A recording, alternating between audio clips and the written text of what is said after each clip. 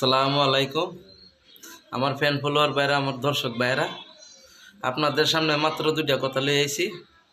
আমি এক জায়গায় বইছিলাম স্যার হোটেলে চা খাইতে, তো কাস্টমারের সাথে 10 টাকা একটা লইয়া তর্কাতর্কি হয়েছে। আমি মনে করি আপনারা 50 টাকা যে জায়গা খরচ করে 5 টাকা 10 টাকা দোকানে বাকি রাখবেন না। দোকানে 5 টাকা 10 টাকা বাকি রাখিয়া ইজ্জতের ক্ষতি আইয়ে আমি মনে করি আমার ফ্যান ফলোয়ার বাইরে আমি এটাই বলতে যাচ্ছি, আপনারা এরম কাম করবেন না। 20 টাকা নগদ দিলেন, 5 টাকা বাকি রাখলেন, অনুরোধ করে কইতাছি ইজ্জতের ক্ষতি আইয়ে এরম বাকি রাখবেন না। 5 টাকা লাগে কম খাইবেন।